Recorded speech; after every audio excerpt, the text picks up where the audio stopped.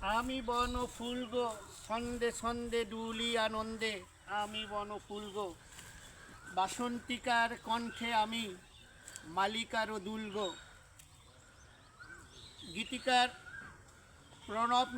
প্রণব রায়ের লেখা, সুরকার সমুদ্র গুপ্তের সুর করা এবং শিল্পী কানন দেবীর গাওয়া এই বনফুল নিয়ে গানটি আমার মনে হয় বাংলা সঙ্গীতকে যারা ভালোবাসেন, বাংলা গানকে যারা ভালোবাসেন সবাই শুনেছেন।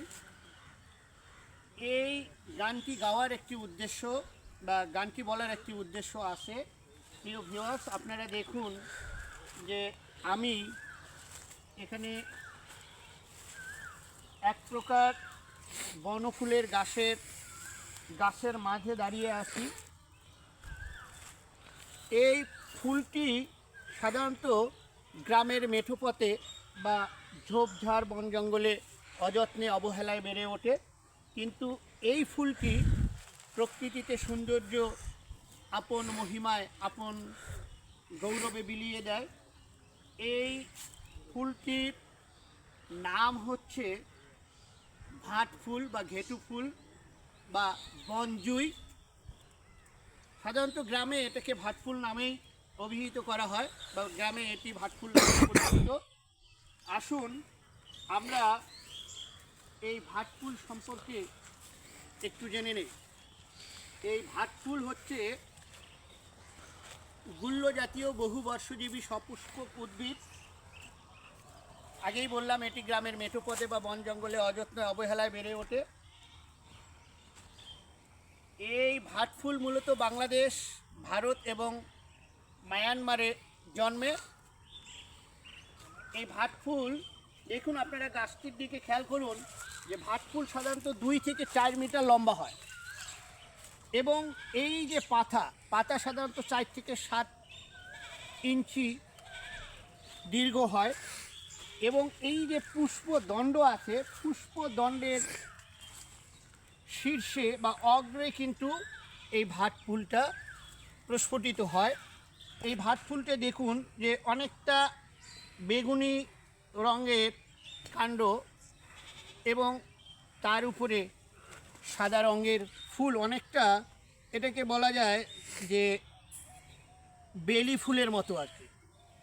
এবং এই যে ভাটফুলের যে পাতাটি আছে আপনারা খেয়াল করুন, পাতাটি কিন্তু অনেকটা কিন্তু পান পাতার মতো পাতা। তো এই ফুলটি একটি ভেষজ উদ্ভিদ, এর অনেক প্রকার ঔষধি গুণ আছে। আসুন আমরা সে সম্পর্কে একটু জেনে নেই। আয়ুর্বেদ চিকিৎসা মতে যদি কোনো বিষাক্ত প্রাণী আপনার কোনো স্থানে আপনাকে দংশন করে, তাহলে সেখানে যদি ভাটফুলের রস আপনি লাগান সেটা নিরাময় হওয়ার সম্ভাবনা থাকে। কোনো মানুষের পেটে যদি কৃমি হয় তাহলে এই ভাটফুলের রস দিনে 2-3 বার করে যদি খাওয়া হয় তাহলে সেটা উপশম হয়। তারপরে এটি গরু ছাগলের রোগের ক্ষেত্রেও ব্যবহার করা যেতে পারে। কোনো গরু ছাগল বা গবাদি পশু যদি পেট খারাপ হয় তাহলে এই ভাটফুলের রস করে খাওয়ালে সেটি দূর হতে পারে। এমনকি আমাদের মানুষের শরীরে যদি চর্মরোগ হয় তাহলে এই ভাটফুলের রস করে দিনে 2-3 বার করে যদি কিছুদিন ব্যবহার করা যায় তাহলে এই চর্মরোগের উপশম হতে পারে। এখন এই ভাটফুলকে নিয়ে বাংলা সাহিত্যে অনেক কবিতা রচনা করেছেন। আমাদের জাতীয় কবি কাজী নজরুল ইসলাম রচনা করেছেন, পল্লী কবি জসিমউদ্দিন রচনা করেছেন। ফুলকে নিয়ে জাতীয় কবি, এই ভাটফুলকে নিয়ে জাতীয় কবি বলেছেন, কোথায় পেলে এত হাসি এত কথার খলখলানি, কে এনেছে বরণ ডালায় পাটের বনের বৌটুবানি। এই বৌটুবানি ফুল বলতে উনি ভাটফুল জাতীয় যে সমস্ত বনজ ফুল আছে সেই ফুলগুলোকে বুঝিয়েছেন।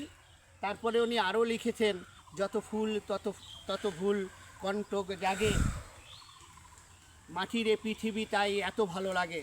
হয়তো এই ফুলের রূপে বিমোহিত হয়ে, এই সবুজ শ্যামলা প্রকৃতির রূপে মুগ্ধ হয়ে আমাদের বিদ্রোহী কবি রবীন্দ্রনাথ ঠাকুরও বলেছেন যে মরিতে চাহি না আমি সুন্দর ভুবনে, মানবের মাঝে আমি বাঁচিবার চাই।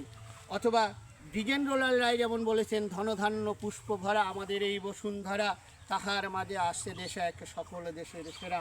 আসুন আমরা আমাদের প্রকৃতিকে রক্ষা করি, প্রকৃতির যত্ন নেই, নিজে বাঁচি এবং প্রকৃতিকে বাঁচিয়ে রাখি আমাদের অস্তিত্বের মাঝে, আমাদের ইতিহাসের মাঝে, আমাদের সংস্কৃতির মধ্যে।